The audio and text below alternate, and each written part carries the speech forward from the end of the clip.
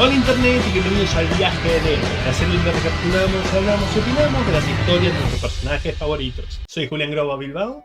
Y yo Ezequiel Capelo Lalia. Y bienvenidos a nuestro especial 200 del Viaje del Héroe. Y no estamos contando especiales de aniversario, los vivos que hacemos todos los domingos.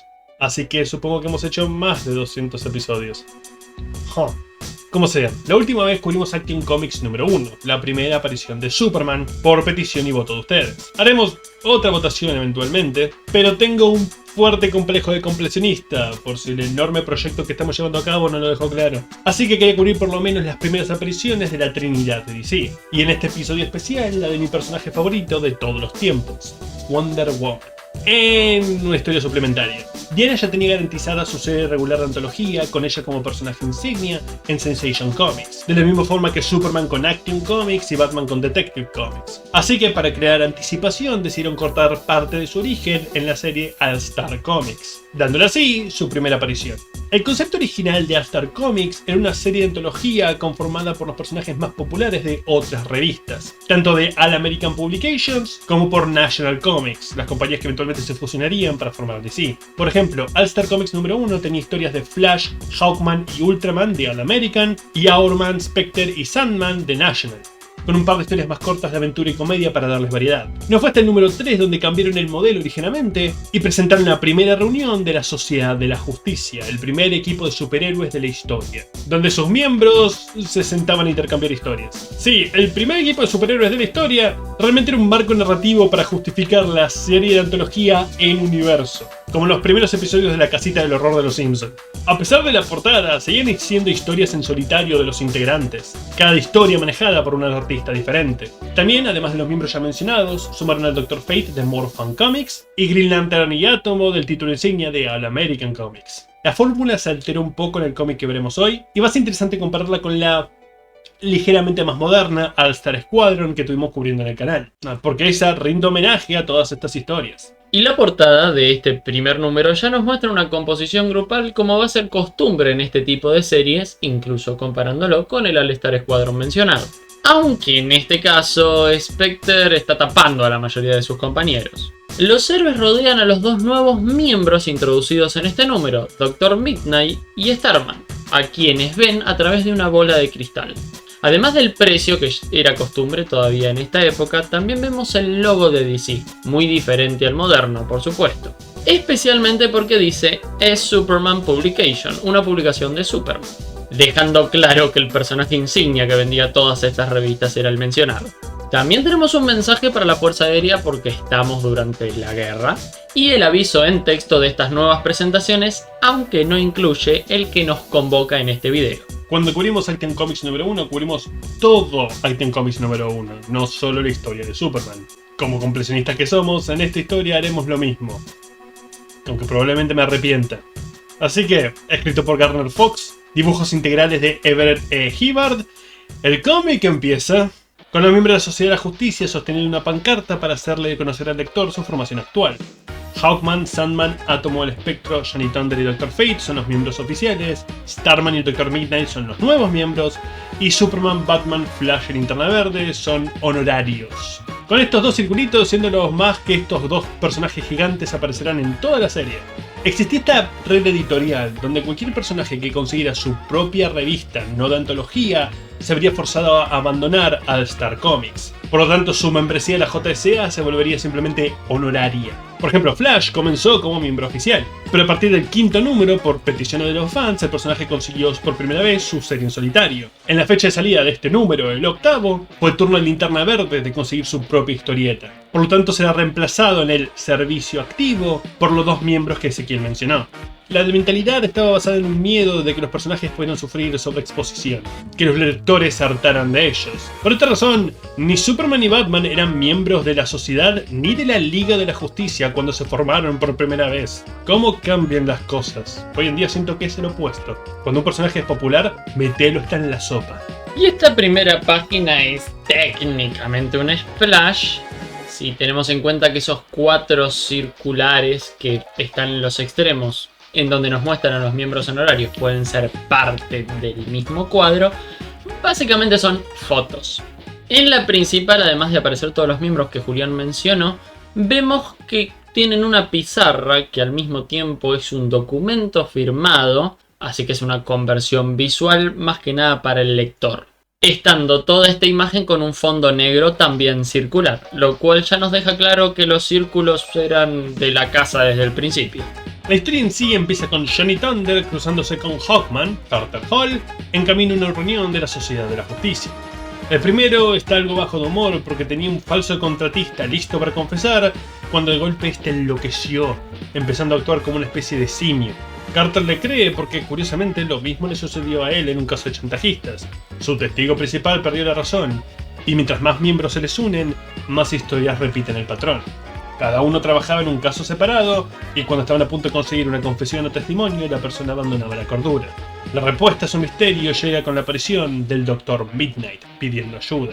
Esta es la primera vez que el Dr. Midnight se cruza con los otros superhéroes, y el primero de los que represará a Linterna Verde como miembro de la sociedad. Él se informa de que alguien puso en circulación una nueva droga, que criminales emplean para hacer callar a quienes necesitan sin escalar el nivel del crimen al asesinato. Una droga que los vuelve locos. Y con eso el marco narrativo es establecido, y pasamos a las primeras mini historias que salen de él. Así es como los cómics originales de la Sociedad de la Justicia operaban. Realmente no veías a un grupo de personajes haciendo equipo en el sentido moderno, sino varias historias individuales que seguían el mismo tema que la apertura aportaba. Cada una estilizada por un personaje diferente y dibujada por un artista diferente. Así que por las próximas páginas, Stan Ashmeyer toma el arte integral para la sección del Dr. Midnight, contándonos cómo se enteró de este nuevo sistema criminal. La noche anterior, el Dr. Charles McNider le dictaba una carta a su secretaria, Myra Mason, cuando escucharon noticia de que un paciente peligroso se escapó de un asilo local, John Grau, un comisario de carreteras que se volvió loco durante una investigación de corrupción en su oficina. Con la excusa de sentirse cansado, McNider se retira y se cambia su otra identidad del Dr. Midnight. Al igual que todos los personajes presentes, hemos cubierto sus orígenes y creación durante la serie de Orígenes Secretos o All-Star Squadron. Así que vayan a chequear esos videos si quieren más detalles. Usando su acceso a los archivos del hospital y su poder de ver en la oscuridad, lee las notas del caso del escapado. Al parecer, aquel trastorno repentino lo volvió agresivo, le dio un comportamiento casi siniesco y una molestia tornada fobia hacia la luz. Acá hay algo que es doblemente gracioso. Uno, es algo particular en cómics viejos de usar algo conveniente para poner al héroe en ventaja, en lugar de que el héroe use su ingenio para crear una situación que se la dé, o que se den de manera un poco natural. La oscuridad no es tan poco común como que tenés que darle al sospechoso un miedo a la luz. Pero lo que lo hace más gracioso es que a pesar de que los criminales tienen miedo a la luz y el Dr. Midnight ve en la oscuridad, no va en ningún momento a jugar ningún papel en la historia de una forma u otra. Con su compañero y mascota, el búho Hooty, se encuentra el escapado en la oscuridad de los bosques a las afueras del hospital, que furiosamente lo ataca solo emanando gemidos y gritos. Como peleador entrenado, a Midnight no le toma mucho tiempo someter a su atacante desenfrenado y atarlo para su seguridad. Pero lo más importante, viendo el comportamiento y apariencia de cerca, le permitió al doctor hacer un diagnóstico. Con un rápido examen de sangre prueba su teoría de una enfermedad rara, normalmente encontrada solo en simios, así que se marcha a buscar un socio especialista en esa rama médica, el Dr. Abel. Y como si eso no fuera suficiente justificación, explican que este fue el doctor que descubrió la enfermedad. Su visita despierta al cuidador de la casa de Abel, que no lo deja pasar. Pero Midnight entra de todas formas insintiendo que es urgente. ¿Está saltando la ventana de un segundo piso? Lo vemos en el patio, el cuidador en el segundo piso, y el siguiente cuadro está dentro de la habitación, después de claramente moverse rápido dadas las líneas de movimiento. Y en ningún momento el cuidador dice haberlo dejado entrar. Midnight no tiene superpoderes excepto ver en la oscuridad. ¿Cómo hizo esto? Por la prisa no le dejó terminar el cuidador, que le estaba diciendo que el Dr. Abel está en África hace un mes en un viaje de investigación, sin posibilidad de comunicarse por radio. Una de las ventajas de las historias situadas antes de la comunicación moderna, más fácil de aislarse. El Dr. Midnight le pide que lo deje registrar el laboratorio. Con suerte, Abel tendrá todavía reservas de la cura de la enfermedad que descubrió. El cuidador dice que no debió dejarlo entrar. ¿Dejarlo entrar? Pero si se metió diciendo que esto era urgente. En ningún momento nos mostraron al mayordomo dejándolo entrar. ¿O se refiere a dejarlo entrar a esta habitación particular? ¿Es otra habitación? Esto es por la razón por la cual los fondos son importantes para establecer espacio. Pero conociendo sus hazañas superheroicas, infiere que no tiene segundas intenciones. No logra descifrar las notas de Abel, pero hay una sola sustancia en todo el laboratorio que no logra identificar. La solución K. Teorizando que esto puede ser el antídoto, lo pone a prueba infectando un mono. Que el doctor tenía una celda en su casa, con la enfermedad y luego con la solución K. ¿Por qué no hacer simplemente que el Dr. Midnight descifrara la nota? ¿Necesitábamos una página extra? Esta escena del Doctor inyectando un montón de sustancias desconocidas en el pobre animal lo hacen parecer muy inclemente con el simio en el peor de los casos y completamente descuidado en el mejor. Metámosle al gorila de 2 metros este manojo de drogas a ver qué pasa. Él es un doctor, no es de extrañar que sepa cómo es todo esto sin tener que probarlo. Pero la suerte le sonríe al buen doctor hoy y ciertamente la solución K es la cura que necesita. Pondría que esto es simplemente cosa de cómics viejos, pero sigue pasando hasta el día de hoy. ¿Por qué los escritores creen que las inyecciones toman efecto inmediatamente? Hay muy pocas sustancias que sean tan rápidas. Al cuerpo le toma su tiempo procesar lo que ingiere. Midnight regresó con Grau y le inyectó la solución, que por el momento todavía cree estar hablando con el fiscal de distrito. Una vez que se acomoda, le cuenta el héroe su historia, con la frase que más me molesta. ¿Cómo sabes? Porque nada hace sonar a tu diálogo más forzado como explicarle a alguien algo que ya sabe. Deja gritos que esto está para exponerle al lector en lugar de una conversación natural. Pero lo peor de esta es que no es necesario. Él le está explicando su registro y su trayectoria. ¿Por qué asumiría que el Dr. Midnight sabe esos detalles? Forzaste un diálogo que no necesitaba ser forzado. Cuando comenzó la investigación sobre sobornos en su oficina, Grau estaba decidido a contarle todo lo que encontrara al fiscal de distrito. Soy el estrado de los testigos, su abogado se inclinó para susurrarle algo, y entonces todo se iluminó. Cada luz le causaba dolor, y de repente se encontró acá frente a Midnight. Sin perder un segundo, McNider va a la dirección del abogado que Grau le dio, y en la oscuridad, con su visión mejorada, no le toma tiempo encontrar una aguja hipodérmica descartada, y convenientes cartas que muestran una relación amistosa con el círculo político que estaba siendo investigado. Unas habitaciones al lado, las luces se prenden y escuchan al abogado hablar con un notorio jefe político sobre encontrarse con un profesor Elba, la persona que les entregó las drogas que usaron con Grau. Si no pusieron las piezas juntas del giro del cómic hasta ahora, no sé qué decirles. El Dr. Midnight salta a la acción con una de sus bombas apagones y al poco tiempo tiene a los dos criminales atados a una silla. Al principio no empiezan a hablar, pero al acercarle la jeringa que encontró en la oficina, ambos ceden. Con confesiones firmadas, el héroe pregunta por Elba, pero ambos dicen que no saben mucho de él, y de las sombras de la habitación de al lado, el profesor golpea a McNider en la cabeza antes de sacar una pistola.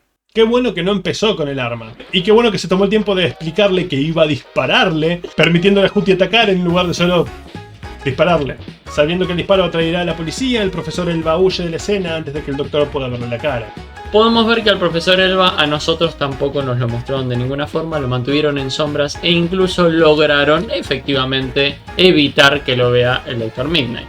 Pero nunca está de más aclarar que si tenían alguna duda del tema de los cuadros circulares, creo que se dieron cuenta la obsesión que había por ellos. La historia termina el día siguiente de regreso en la oficina de Charles McNider, con Myra contenta de la solución del caso de Grau, pero el doctor, empujando la falsa teoría de que el Dr. Midnight no existe para cubrir su rastro, expresa decepción de que no puede encontrar quién estaba realmente detrás de todo.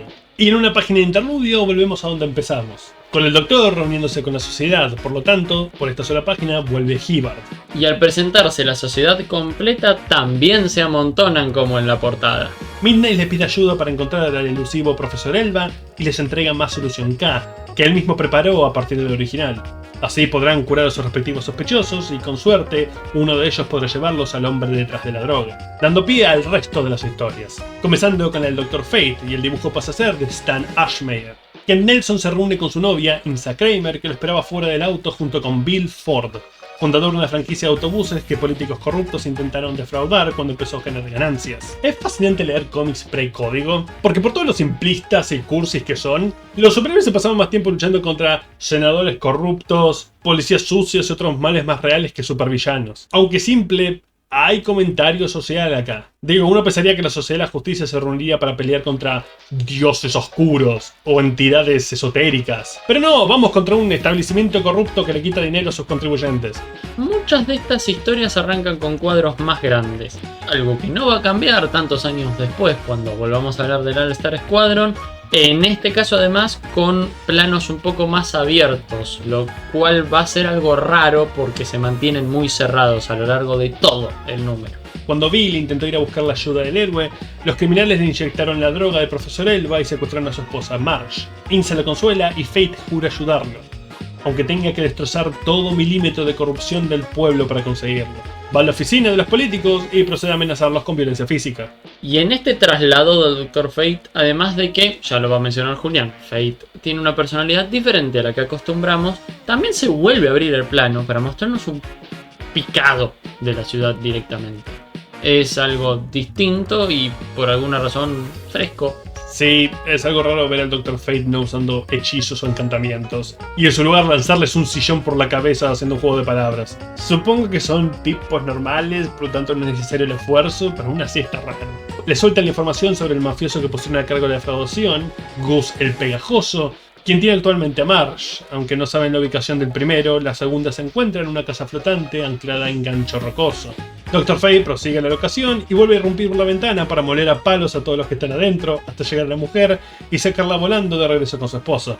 Ok, Fate la sostuvo en brazos para sacarla por la ventana volando. ¿Por qué Benson lo hace? La vimos aterrizar de pie en el cuadro de arriba, no es que estaba herida o algo parecido. ¿Se sintió inseguro del héroe y quiso imitarlo? Ahora solo queda el cabo suelto de Gus el Pegajoso, que encontrándose entre la proverbial espada y la pared, decide intentar destruir los autobuses para arruinar el negocio. Al poco tiempo sus matones se suben a uno de los vehículos dispuestos a matar al conductor y estrellarlo. ¿Cómo iban a evitar salir lastimados ellos? No tengo idea. Pero resulta que el conductor era Dr. Fate, que de alguna manera sabía que iban a tomar este colectivo en específico. Magia, ni idea. Y procede a, ya adivinaron, molerlos a palos. El único momento mágico de Dr. Fate es él sacando la barra del colectivo para amenazarlos con ella. Es mucho más violento que su versión moderna. O sus compañeros de la sociedad. Le devuelve la ropa al conductor del que tomó prestada y dinero para arreglar la barra. ¿No la puso de vuelta? ¿Simplemente la arrancó para amenazar a alguien? Fate es un vándalo. Gus llega a la escena para encontrar el vehículo estacionado en lugar de un montón de chatarra e intenta dar la vuelta al auto. Pero Fate se lo rompe de un solo puñetazo, lo arranca por la ventana y lo estrella contra el autobús que intentó destruir. Es muy gracioso que la historia del Doctor Destino sea él yendo de un lugar a otro moliendo a palos a todo el mundo con las manos desnudas. Se siente que esto era una historia originalmente para Superman que luego se la dieron a Fate. Él solía ser más violento en sus orígenes como vimos, pero al menos hacer usar magia para atravesar una pared o algo. Gus firma una confesión para sacarse al violento del casco de encima y Fate la entrega junto con el mafioso a la ley. Con los problemas de vida acabados, Fate pide ayuda a INSA para dar con el profesor Elba.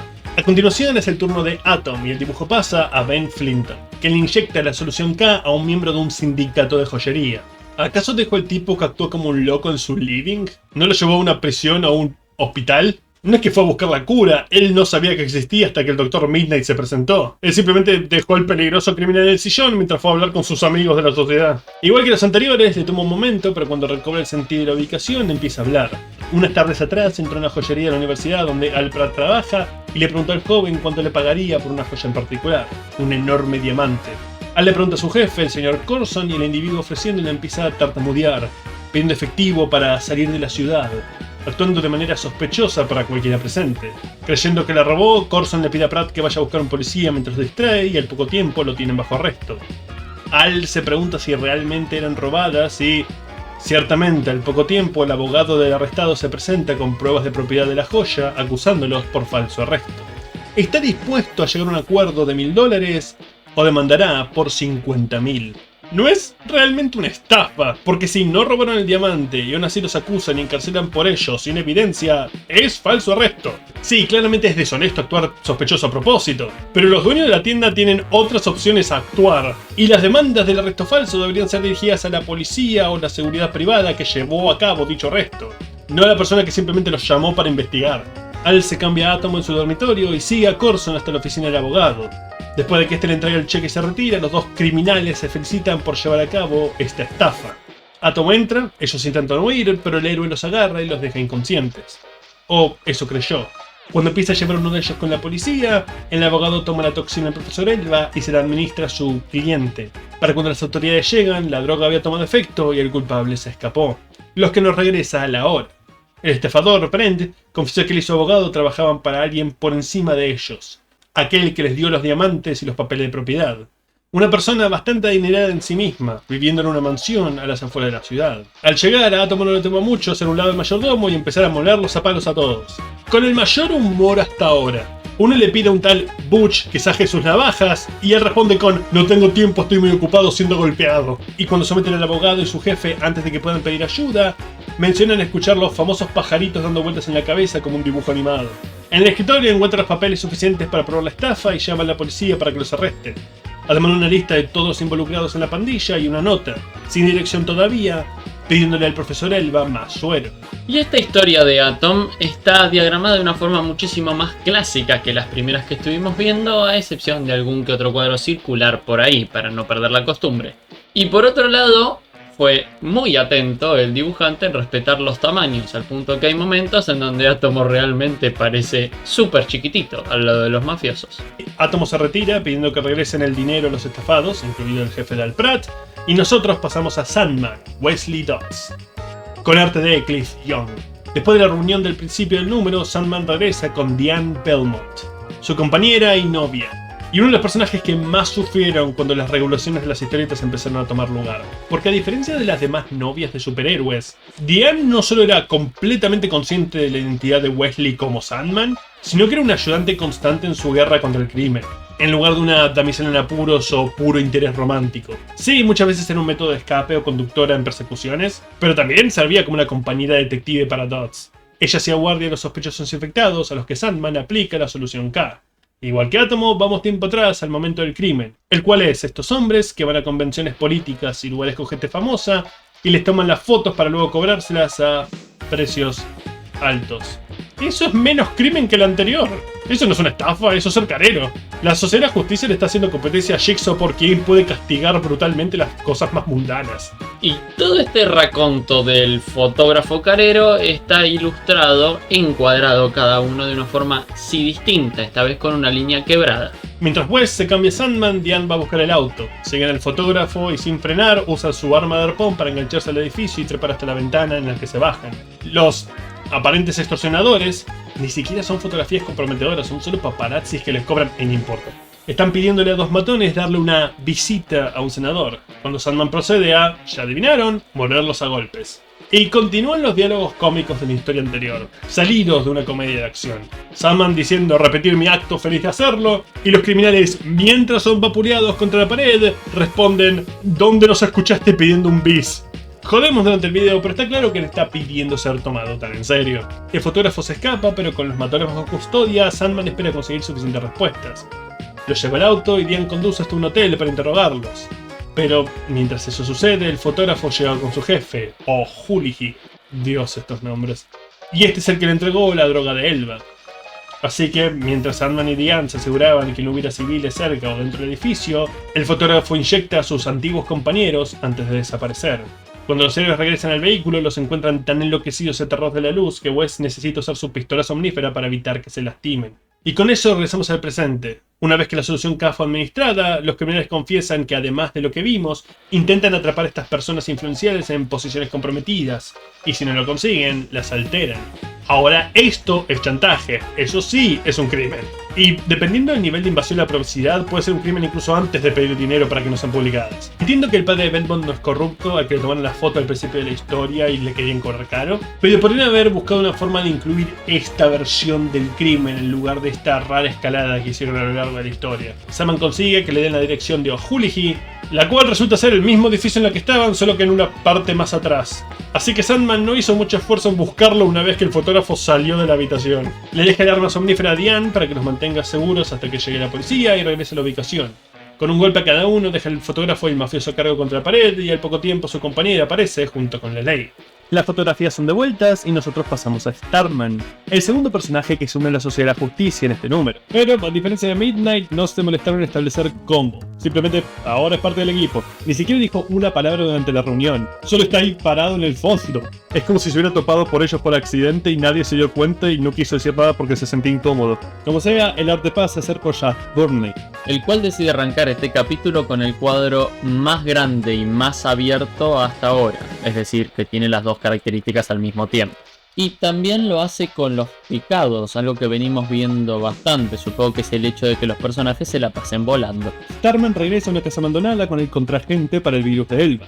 En su interior, un niño llamado Billy hizo guardia para el criminal al que necesita ser administrado. Simplemente dejó un niño con un literal criminal rabioso en una casa abandonada. Este es peor que Átomo. E igual que los anteriores, vamos al flashback sobre cómo llegaron a este punto. Billy había sido apretado en un juego con otros niños a entrar a la casa encantada, y al hacerlo se encontró con un baúl repleto de dinero. Salió corriendo para contárselo a su padre, pero tal era la emoción que no miró a ambos lados al cruzar y casi es arrollado por Ted Knight, identidad secreta de Starman, y su pareja, Doris Lee. Déjenme intentar deducir lo que pasó acá. El niño se tropieza frente al auto. La narración dice que Ted pisa el freno, pero la línea de movimiento parece indicar que pegó un volantazo. Aunque si frenó, tendría que haber sido una especie de derrape, porque si no, ¿de qué otra manera el niño quedaría en paralelo frente a la puerta? Y Ted lo agarra desde la ventana y lo mete adentro, pero a pesar de que dicen en el primer cuadro que pisó el freno, todo indica que lo hizo sin frenar. De todas formas, ¿por qué meter al chico adentro? Frená, bajate y chequealo sin parecer un secuestrador. Todo esto se hace mucho más confuso porque hay dos cuadros en donde la distancia entre el chico y el auto es tan cercana que sin frenar y dejar el auto quieto no tendría por qué no haberlo atropellado. Es decir, hay un montón de cuadros para una acción que no termina de quedar del todo clara si uno no rellena los espacios. Al niño les cuenta su historia y lo llevan a la mansión de Jason Baker, un publicista amigo de la pareja con la que iban a reunirse cuando se toparon con el joven, en lugar de a sus padres. El viejo parece no creerle, pero la convicción en la voz de Billy convence a Ted de ir a buscar un amigo. Y como Starman entra volando por la ventana y la gente se queja del disfraz de Superman, Starman está cubierto completamente, excepto en la cara, en ambas identidades. Con la vara de gravedad lleva al niño volando de vuelta a la casa abandonada, pero alguien más ya vino a buscar el cofre. Los que de alguna forma amenazaron a Baker para que pusiera el dinero en esta ubicación. ¡Qué coincidencia! Igual que los anteriores, el héroe deja a todos inconscientes excepto a uno que aplica la droga de Elba al capturado antes de huir. Solo que esta vez ni vemos cómo la administró, ni nos da ninguna excusa de por qué Starman no logra establecer persecución con el escapado. Incluso a Billy le dicen que están escapando, pero Ted está más preocupado con el hombre afectado y les dice que los deje ir. Lo cual podría estar bien, de no ser porque la página siguiente dice "Llego tarde a mi reunión con la sociedad" y deja al pibe solo con el criminal atado.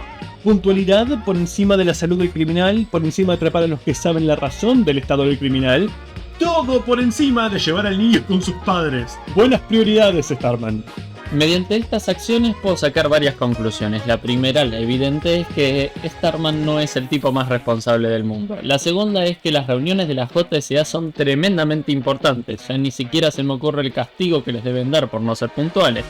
Y la otra es que Fox creo que quería hacer stand-up, se dedicó a hacer historietas y aprovechó las dos cosas. De regreso al presente, la solución que es aplicada y el criminal dice que Baker planeaba presentarse para gobernador, pero ellos falsificaron unas cartas comprometedoras y planeaban publicarlas si no les dejaban el dinero en la zona de entrega establecida. Buscando vengarse del resto de la banda que le dieron el suero y lo dejaron atrás, le da la dirección de sus antiguos colegas y el héroe va a afectar su violenta justicia. A diferencia de las otras escenas de acción como inferior Ezequiel, esta es mucho más cursi. Menos gags y chistes y más listado de frases cliché de buena persona. El crimen no paga, la honestidad es la mejor política. Ese tipo de cosas. Intenta inyectarlas en un juego verbal, pero realmente no funciona. Los deja en prisión, le regresa el dinero a Baker, que jura no solo ayudarlo en su carrera contra el crimen si llega a gobernador, pero repartir su dinero con los niños como Billy que lo necesitan. El héroe regresa en su disfraz de Ted Knight. Usa la excusa de haber tenido un dolor de cabeza por todo el estrés de casi arrollar a Billy para que Doris no sospeche de su desaparición.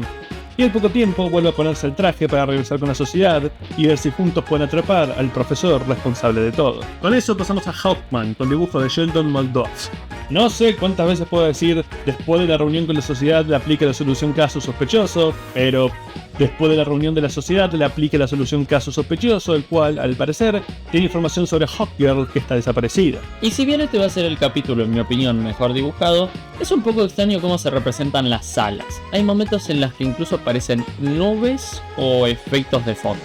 Igual que los anteriores, enojado por la traición de sus colegas, le dicen al héroe lo que quiere saber. Tal vez es menos efectivo que simplemente matarlos. Unos días antes, los criminales adquirieron unos gabinetes con viejos papeles marcando antecedentes de varios individuos. ¿Cómo? Ni idea, pero dicen que los compraron. Al parecer, alguna agencia puso en venta sus objetos de oficina sin vaciarlos. Entre ellos, los antecedentes de Preston Never, el presidente de una compañía de fondos, el cual estuvo en prisión. El chantaje está mal, sin importar qué, pero nunca nos dicen por qué estuvo en prisión. ¿Cómo salió? ¿Buena conducta o algo más? Más adelante dirá que tuvo que cambiarse de estado. Así que tal vez es algo grave que el público debería saber. Una carta es enviada demandando que se les entregue $50.000 a los 3 días de recibirla en la medianoche, y la coacción afecta severamente a Neville. No quiere ser una desgracia por este pasado, pero no quiere comprometerse, así que decide suicidarse lanzándose en el auto a un barranco. Vaya salto de tono entre Starman y Star Fox. Hawkman, que le llamó la atención ver un vehículo en esta vieja carretera desierta, se le aproxima y logra salvarle la vida justo a tiempo. Preston le cuenta de su situación mientras Hawkgirl se le une. A pesar de que Sheila Sanders fue introducida junto a Hawkman en su primer número, esta recién su tercera aparición como Hawkgirl, habiendo debutado en el número 5 de esta misma serie. Pero supuestamente hay una regla en la sociedad sobre no tener poderes repetidos entre los miembros, por lo tanto no es un miembro oficial, a pesar de que de todas formas siempre aparece en el segmento de Hawk. Neville les dice el nombre de los chantajistas, Hunt y Watkins, y que tienen una cabaña cerca del lago de la montaña. Cuando los héroes se acercan a la zona indicada, Hawkgirl es la primera en ser avistada.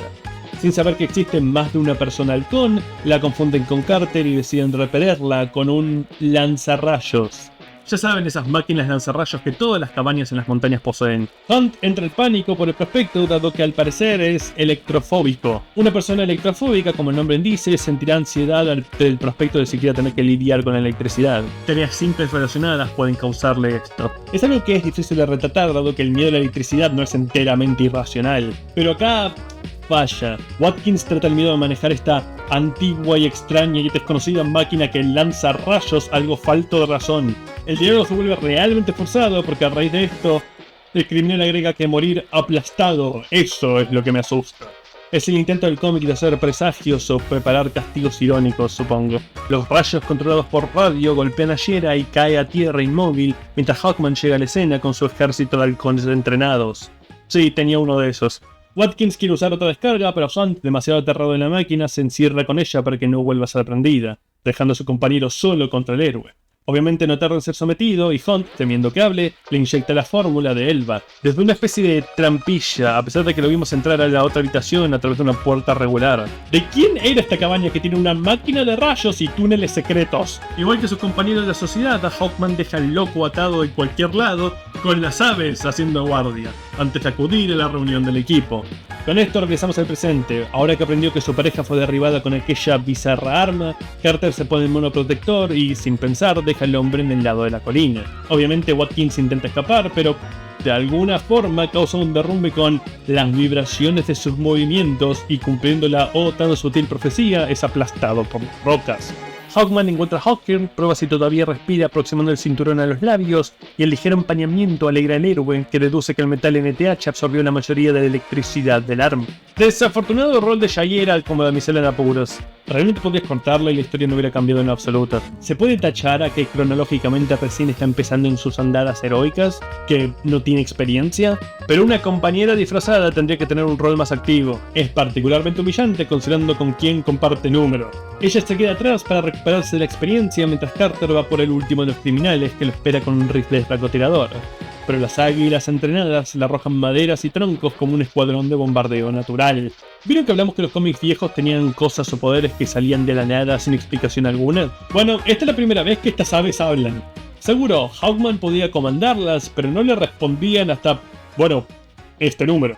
Pero claramente son mutantes porque el halcón más grande no puede superar los 60 centímetros. Y a juzgar por el tamaño del tronco en el siguiente cuadro, estas fácilmente tienen la altura de un ser humano promedio. Además, es todavía más extraño el hecho de que técnicamente no le están respondiendo a Hawkman. Estamos nosotros entendiendo sus diálogos, lo cual lo hace un poquito más creepy.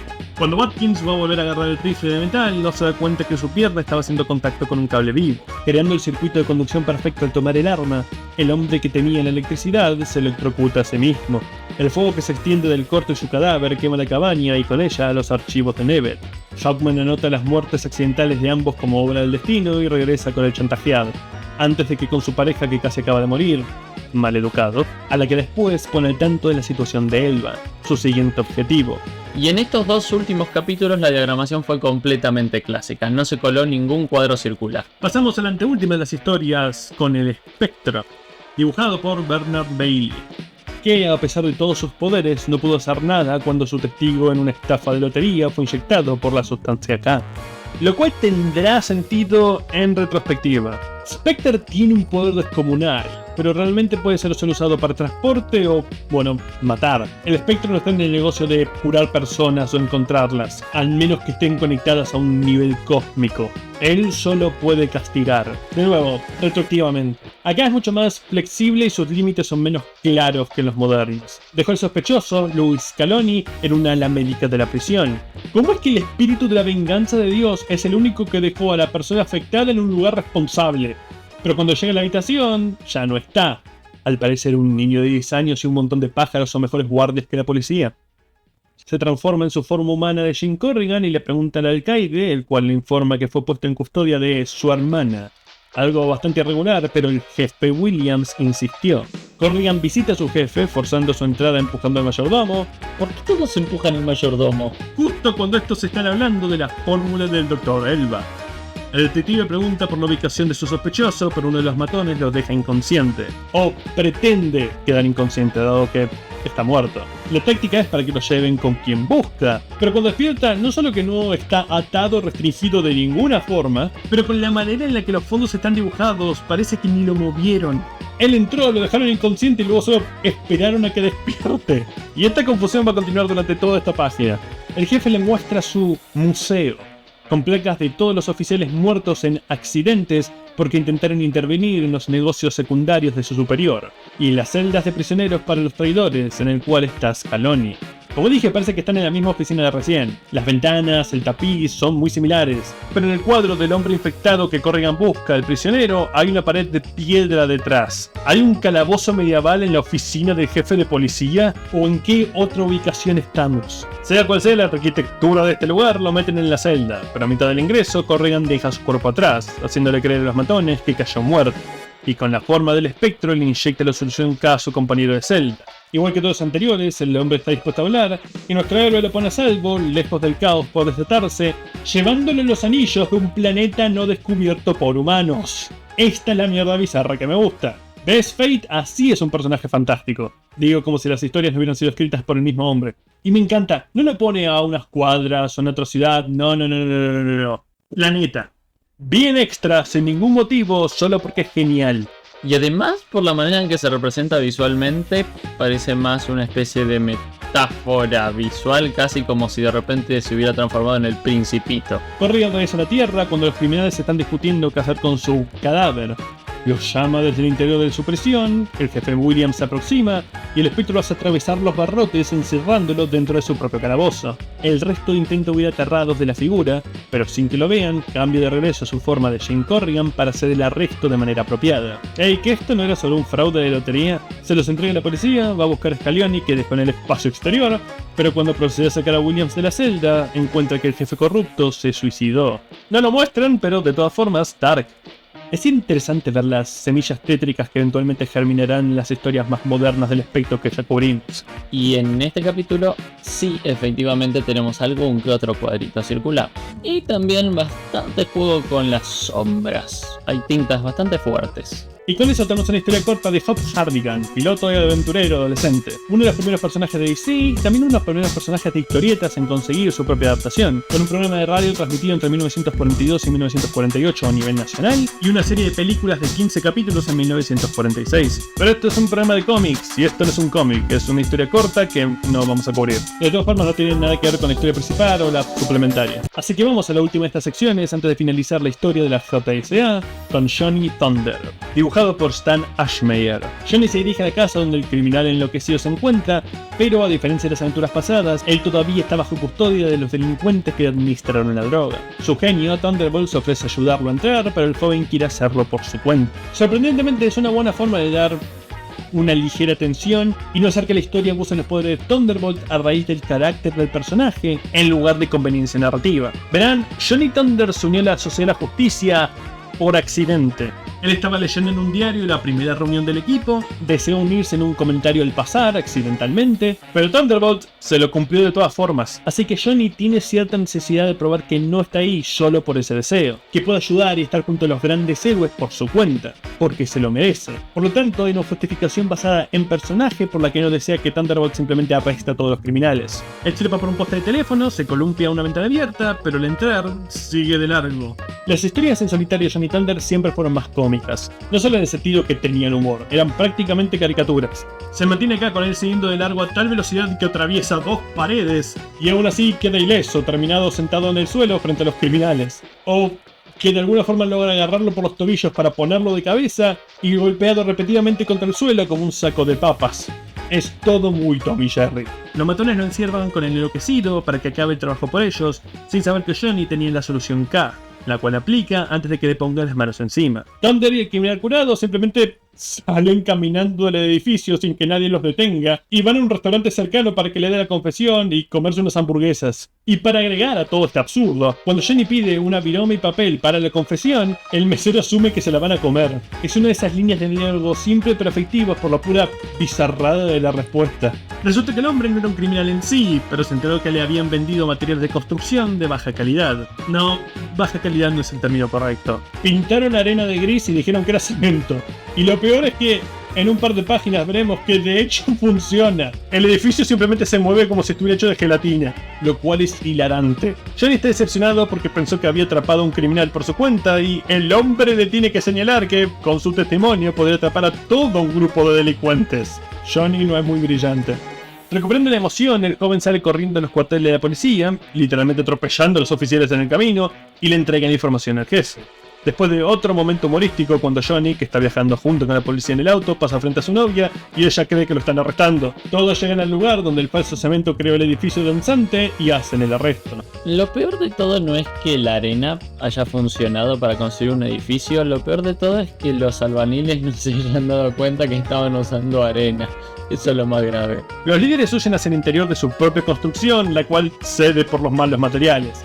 Y en el camino ocurre algo extraño, y es el hecho de que para pasar por el edificio, que está claramente mal construido, pasan por unas vigas, que por como están dibujadas son de metal, pero se caen como si fueran el cemento falso. Existe la posibilidad que las vigas no estén bien agarradas entre sí por culpa del cemento, pero lo extraño es que se caigan las vigas de metal como si fueran de arena. Mientras son sacados de los escombros por los oficiales, nuestro héroe regresa a la oficina para buscar información sobre Elba, solo para acabar encontrándose con el profesor mismo, que lo deja inconsciente y lo arrastra a su laboratorio. Dave logró detener a la pandilla sin usar a Thunderbolt, solo fue apaleado constantemente por todo el mundo en el camino. Esta es probablemente la más entretenida de todas, simplemente por el tono y la comedia bizarra de los cómics de Johnny Thunder, los que se prestan muy bien para el estilo simple de la época. Con eso llegamos a la escena de cierre. Por lo tanto, vuelve la mano de Everett E. Hibbard. El profesor finalmente sale de las sombras cuando tiene el joven Thunder atado.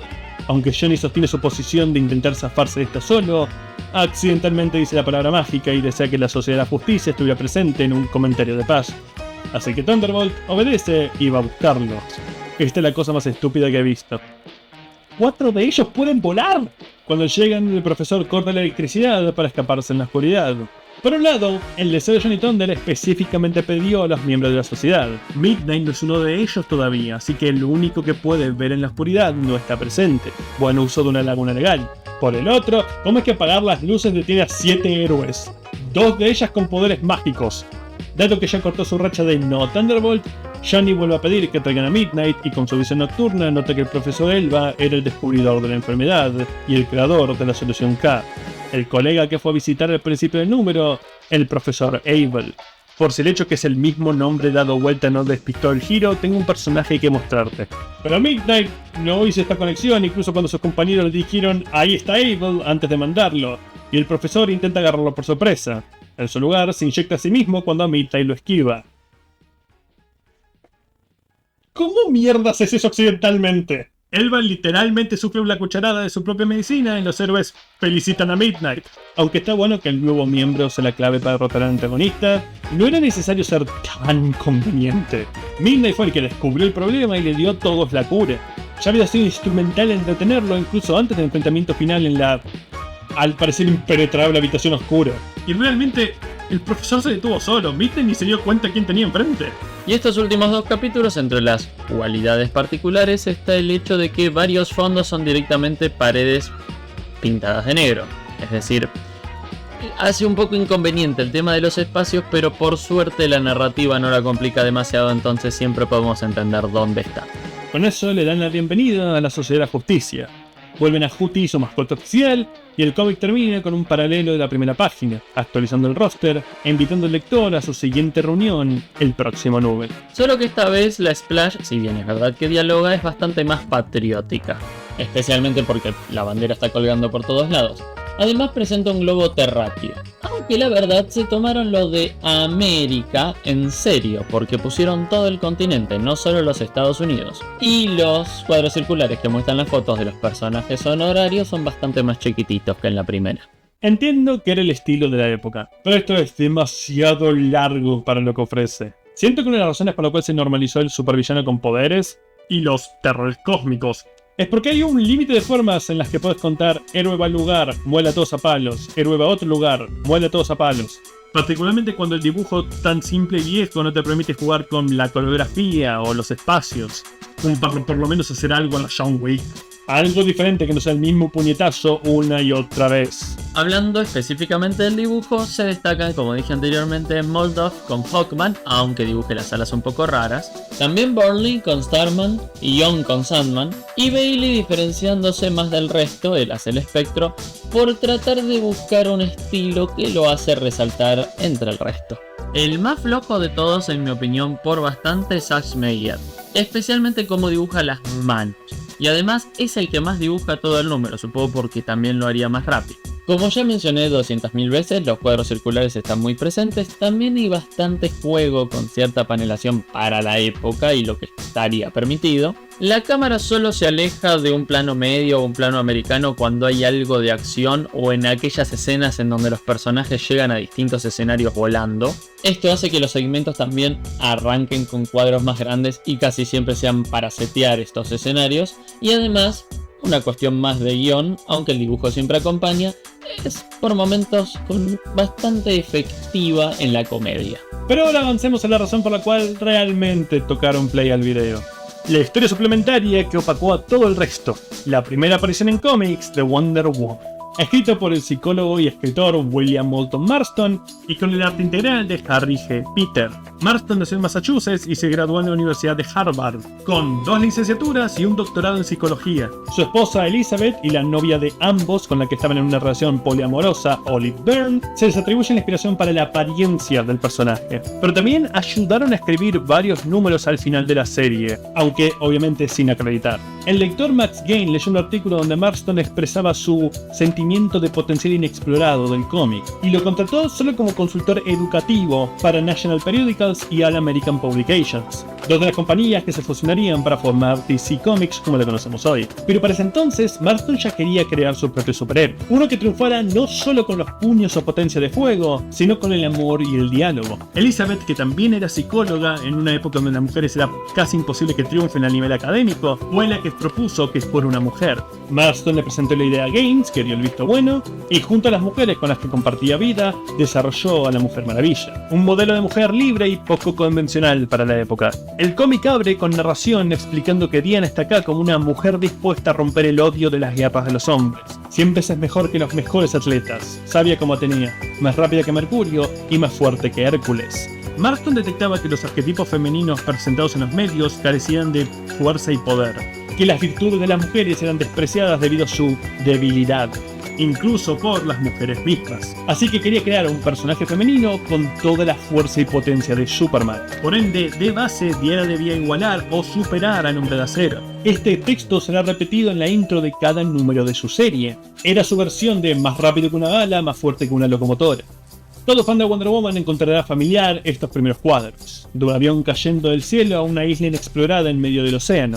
Del follaje rodeando la zona del accidente salen 2 mujeres, la princesa Diana y Mala, su novia.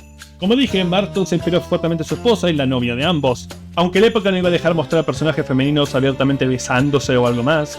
Texto futuro dejará constantemente implicaciones y toda forma por debajo de lo directo de establecer que las amazonas, incluida Diana, tuvieron parejas entre ellas. Las mujeres encuentran al piloto todavía vivo pero severamente herido y lo llevan al hospital. Harry G. Peter era un amigo cercano de Marston y ambos compartían puntos de vista. Ambos apoyaron el movimiento del sufragio femenino y eran activistas por el control de la natalidad. Escribía e incluso daba clases a favor de la igualdad de las mujeres, y incluso antes de Wonder Woman ya hacía ilustraciones feministas y caricaturas junto a su esposa en revistas como The Modern Woman entre 1912 y 1917. Este estilo y años de práctica le van como anillo al dedo al debut de la Amazona. En ese entonces, ver a una mujer cargar un hombre en brazos de esta forma era transgresor, y la narración lo acentúa aún más, comparando a Steve Trevor como un simple niño. En el hospital no tienen seguridad de su supervivencia, pero lo tratan por días mientras la reina Hipólita decide qué hacer con él. Marston diseñó las amazonas a Hipólita como la líder amorosa ideal. Él mismo admitió que la Mujer Maravilla era propaganda psicológica para el nuevo tipo de mujer que en su opinión debería gobernar el mundo, lo cual jugará agudamente en la última página. A partir de sus pertenencias identifican al hombre como el capitán Steve Trevor, servicio de inteligencia.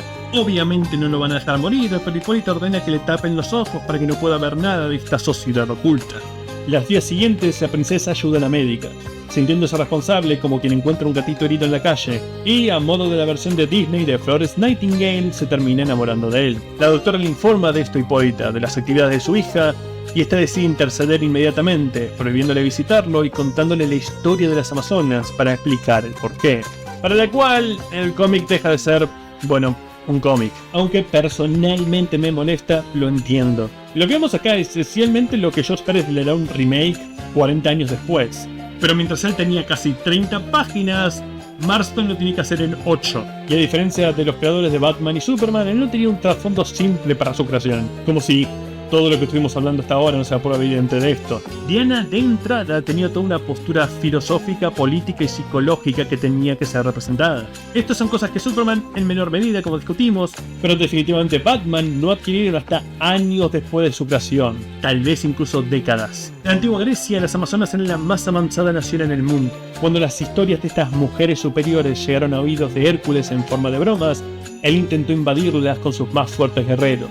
Hipólita lo retó en combate 1 a 1 y ella ganó. Pero la reina esperaba honor en la derrota por parte de su oponente, y a través de engaños y artimañas, Hércules la aprisionó y le quitó su cinturón mágico.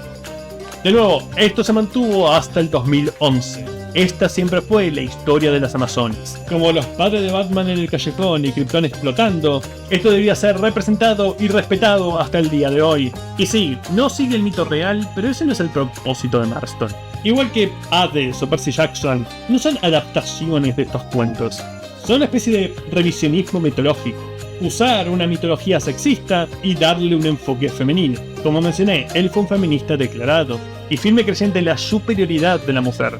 Describió la esclavitud del hombre a la mujer como una práctica responsable y noble. Esto reflejado en la única debilidad que Diana tenía en la época. El encadenamiento por parte de un hombre le quitaría su superfuerza amazónica. Lo mismo que acá con las amazonas. Esta es la tragedia. Para Marston esto era antinatural, estaba mal. La mujer no debía ser encadenada por el hombre, sino al revés. En esta situación Hipólita le pidió ayuda a Afrodita, la diosa a la que las amazonas siguen. Sí, la mayor diferencia con las modernas es que mientras Josh Pérez o Greg Rucka usan varias deidades femeninas como matronas de las amazonas, en la historia de Marston solo seguían Afrodita, diosa del amor, y Atenea, diosa de la sabiduría. Para enfatizar lo que dije al principio de la historia, un héroe cuyas bases era usar las palabras y sus emociones en lugar de solo sus puños. La diosa les ayuda a escapar dándoles la fuerza para superar sus captores, con una condición. Por haber permitido ser engañadas por los hombres, tendrán que siempre usar sus esposas en formas de brazalete. Los brazaletes fueron un aporte de Olive Byrne, quien, como dije, vivía con la pareja en una relación poliamorosa. Como ya es conocido, los brazaletes de las amazonas son inmunes a todo daño, e incluso pueden usarlas para desviar balas. El simbolismo es obvio: lo que una vez las contuvo y encadenó, ahora las protege. Lo que no las mata, las hace más fuertes. Y a cambio les da una isla donde podrán vivir en paz y armonía, lejos de la violencia y crueldad del hombre. Los estudios psicológicos de Marston le llevaron a encontrar una conexión entre el aumento de la presión arterial de una persona cuando ésta miente. A partir de esto creó la primera versión del polígrafo, y a su vez sirvió como inspiración para el lazo de la verdad, el cual no hará aparición hasta varios números más adelante en la serie de Sensation Comics de Wonder Woman. Pero lo que quiero resaltar acá es que su experiencia personal con los polígrafos le probó que las mujeres eran más honestas que los hombres en ciertas situaciones y podían trabajar con mayor eficiencia. Y así, después de varios días y noches de navegación, llegaron a Isla Paraíso, donde crearon una sociedad sin enfermedades, sin hambre, ira, odio, guerras, y mientras se mantengan en sus tierras, todas las habitantes son inmortales. Y dan por primera vez el nombre de Wonder Woman, de forma que se había perdido hasta este año con Absolute Wonder Woman de Gary Thompson, el cual cubrimos en directos. Wonder Woman no era un nombre dado por los medios del mundo patriarcal, es un título que las amazonas le dan a sus mejores mujeres. Y como por ahora todas en esta isla son iguales, todas son Wonder Woman. Por eso deben mantener al hombre fuera de sus costas, no pueden arriesgarse a romper la promesa que le hicieron a su dios. Y le muestra a Diana otro objeto que también se ha perdido, la esfera mágica. llamada así a pesar de que no es una esfera. A través de ella las amazonas pueden ver lo que sucede en el mundo a través del espacio y a veces del tiempo.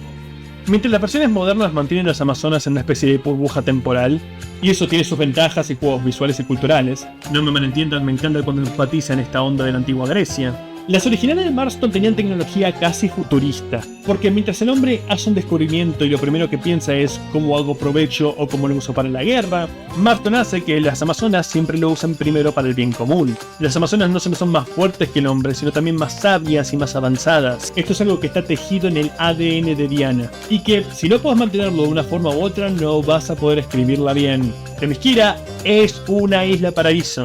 Las amazonas son mejores que nosotros. Por eso la elección de Wonder Woman al final es tan importante para ella como personaje. Ella puede quedarse a vivir en paz en el cielo, pero decide ir a nuestro mundo de conflicto y dolor para enseñarnos una forma mejor de vivir, ayudarnos y salvarnos. Escritores que crean de alguna forma el status quo siempre van a tener dificultades para escribirla o no ponerla en una posición altanera y arrogante, porque ante sus ojos nuestra sociedad o America ya es perfecta. Así que, ¿qué puede esta mujer enseñarnos? Cuando el punto de Wonder Woman y las Amazonas es hacer un ejercicio de imaginar un mundo mejor que el nuestro. A través de la esfera mágica ven cómo Steve acaba en su isla. Él había descubierto información que podría llevarlo a los líderes de un círculo de espionaje nazi. A pesar de que su superior no quiere poner un capitán en posible línea de fuego, Trevor sostiene su voluntariado. Esa misma noche, el capitán conduce a una base aérea escondida y espera. No mucho pasa, hasta que Bomb Storm, líder de la red, se aproxima al lugar y Steve salta el auto aún en movimiento. El conductor intencionalmente estrella el vehículo contra un árbol y aunque los dos pasajeros solo salen algo malheridos, Steve cae inconsciente. Los llevan a la base y lo ponen en un avión a control remoto que iban a usar en su plan de sabotaje. Mientras este vuele bajo, ellos pilotearán un bombardero por encima de las nubes. La idea es atacar campos de entrenamiento locales y hacerlo ver como un acto de traición. Aunque los radioaviones ya existían, no estaban diseñados para tener un hombre adentro, por razones obvias, no era el punto del vehículo. Pero sí necesitarían este plan del doble avión para un ataque apropiado, dado que estos aviones más pequeños no podían llevar muchas municiones. Y sorprendentemente el plan tiene parcial éxito. Bases estadounidenses parecen ser bombardeadas por sus propios pilotos hasta que Steve recobra el conocimiento y logra tomar los controles del vehículo automático. Fritz, el piloto del verdadero avión de ataque, entra en pánico al darse cuenta que su oponente era más capaz de lo que sospecharon, así que Von Storm ordena una retirada para no ser descubiertos por aquellos a pie. Trevor lo sigue, pero no puede alinearse para un disparo certero. Este juego de gato y ratón continúa hacia el mar abierto hasta que el vehículo robótico pierde combustible. Aún así, intenta diligentemente completar su misión, pero el enemigo sale de su alcance y el avión termina estrellándose en Isla Paraíso. Habiendo aprendido esto, Diana insiste que llevarlo de regreso se vuelve una prioridad, dado que tiene una misión que cumplir, e Hipólita es convencida por el argumento de su hija, pero aún así consulta con Atenea y Afrodita por aprobación y guía. Las diosas están de acuerdo, y comandan no solo que lo regresen, sino que envíen a una campeona, la más sabia y fuerte de las Mujeres Maravilla, para que pelee contra el fascismo y preserve los ideales de libertad e igualdad. De nuevo más adelante al final del número. Y así la reina prepara un torneo en el que se decidirá el más capaz de sus tierras, exceptuando Diana. Hipólita no puede soportar la idea no solo de que su hijita abandone su hogar por quién sabe cuánto tiempo, sino que tendrá que liderar una guerra de una sola mujer contra la opresión y la violencia que una vez le causó tanto dolor y sufrimiento a ella y sus hermanas. Así que cuando el gran día llega y el torneo toma lugar, una de las jóvenes contendientes insiste en usar una máscara. Una máscara tan conspicua como la mayoría de las máscaras de esta época. Aunque solo vemos una prueba de atrapar a un ciervo corriendo a pie, que en nuestra mascarada incluso supera, nos hablan de pruebas de fuerza y agilidad hasta que solo quedan dos, ella y Mala. La prueba final, balas y brazaletes. Cada una disparará 5 veces a la otra y el oponente debe frenar la bala con la muñeca. También la contienda y prueba final siendo esta es algo que se mantiene o se debería mantener hasta el día de hoy. La disfrazada desvía cada disparo, pero aunque Mala es rápida no lo suficiente y recibe un arañazo en el brazo. Este de hecho es una preparación para historias que tomarán lugar en la serie regular de Wonder Woman. Cómo la relación de Diana y Mala se vio alterada por este último contienda. Con eso la contendiente 7 es declarada campeona y procede a desenmascararse de rodillas ante su reina y madre. E Hipólita dice que ya lo sabía, esperaba algo opuesto, pero en el fondo parte de ella tenía el presentimiento que este era el resultado. Le encarga repartir las enseñanzas amazónicas que le ha impartido con el resto del mundo y le da un traje que está diseñado para usar en el mundo exterior. Mucha gente se pregunta, si Diana no es estadounidense, ¿por qué el traje? ¿Recuerdan lo que dije al principio de cómo Marston admitió que Diana era propaganda psicológica? Así es como funciona. Wonder Woman es un caballo de Troya. Era disrupción y revolución disfrazada de patriotismo. Hipólita específicamente la del traje para que los americanos confíen más rápido en ella. Ese es el propósito. Es un disfraz, solo que no disfraza lo que generalmente se espera en un cómic de superhéroes. Y así, Diana, Wonder Woman, deja atrás su herencia, el paraíso, para empezar una lucha contra la opresión, crueldad y violencia que continúa hasta el día de hoy. Terminando el número. El dibujo de Peter me sorprendió, es destacable en su gran mayoría. No sé si es intencional esta idea de imitar los dibujos de la antigua Grecia, pero creo que le queda muy bien a la historia. La anatomía con la que representa a las amazonas se destaca un montón en la época, especialmente porque son mujeres musculosas, de brazos y espaldas anchas. No hace falta que diga lo disruptivo que es eso incluso hoy en día en algunos lugares. Julián mencionó algo, pero las vestimentas son distintas a como las vemos representadas hoy. Son mucho más simples, pero también son especiales, no la vemos en otro tipo de historietas, ni siquiera en esta época. Y además, para hacer una historia que tenía que condensar tanta información en pocas páginas, ocurren eventos bastante increíbles, como el hecho de tener tantos cuadros para el avión de Steve antes de caer. Pero sí se entiende, por ejemplo, la cantidad de diálogo, que a veces es tanta que incluso pareciera que los personajes le tienen que ceder espacio obligatoriamente. ¿Qué puedo decir? De los orígenes clásicos de los superhéroes, este es mi favorito. Compárenlo con todos los que estuvimos viendo en All-Star Squadron. Y no me digan que no es realmente único y diferente. Hasta el punto que, como dije, George Pérez apenas tuvo que cambiar cosas para su remake. Solo darle más espacio para respirar entre escenas. Que es lo único negativo que puedo señalarle. Marston tenía una idea mucho más grande para el espacio que le habían ofrecido.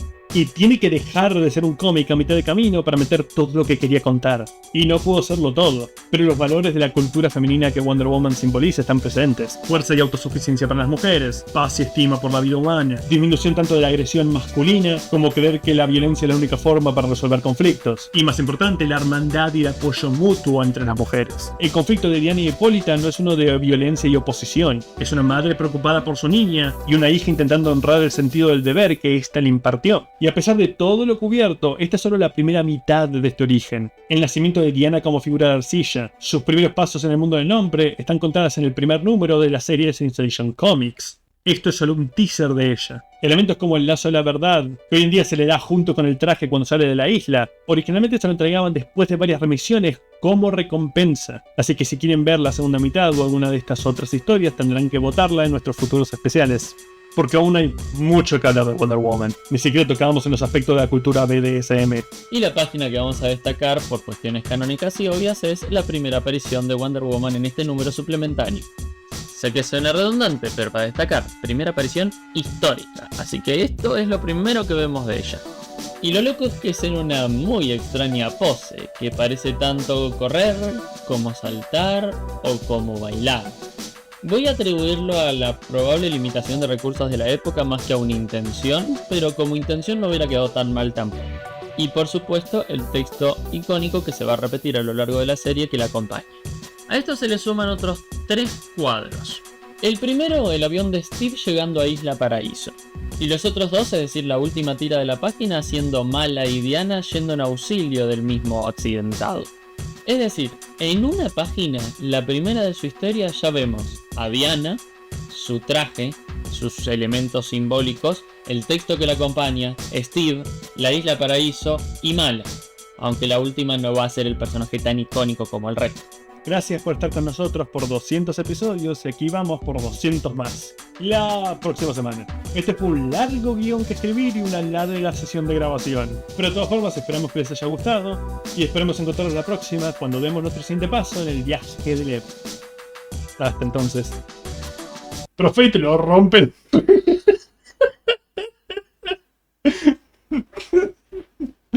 Profe detiene el vehículo de unas... Pero Fate se lo rompe de un solo golpe, lo arranca de la ventana y lo estrella contra el autobús que intentó detener. Justamente no podemos poner blooper porque la hice. Es un psico. Que van las pelotas. Doctor Fate es un sacado. ¿Dónde está? ¿Dónde está? No lo encuentro. Se le da así. Dame la bola, este es el psicópata, ok. Es realmente gracioso que sea él yendo de un lugar a otro poniendo palos a todo el mundo.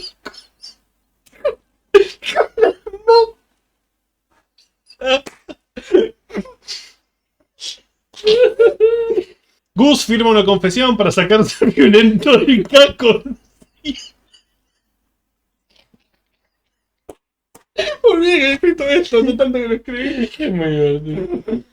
Gus firma una confesión para sacarse al violento del casco de encima y Fitz... Aparte no puedo imaginarme esto. Dani, mira. Mirá que tengo una barra de un colectivo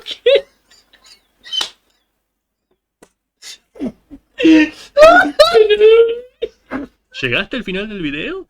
¿Eso quiere decir que probablemente te haya gustado o realmente lo odiaste? Cual sea tu razón, considera darle me gusta y suscribirte. Esos 2 simples clics nos ayudan más de lo que puedan imaginar. Además, en la descripción encontrarán nuestras redes, donde pueden chequear nuestro propio fancomic sin fines de lucro. Así pueden juzgar si podemos hacer el camino en lugar de solo hablar de él, o hacernos pagar por hablar mal de tu cómic favorito criticando el nuestro. Dicha la obligatoria propaganda, a su izquierda hay una lista de reproducción de más capítulos de este personaje o equipo, y a su derecha de uno diferente. Pero lo más importante de todo, si les gustó lo que vieron, apoyen su tienda de cómics local. Apoyen el noveno arte que nos dio tantos maravillosos personajes. De las grandes compañías, independientes o nacionales, no se desperdicia el dinero cuando se trata de una buena historieta. Hasta la próxima.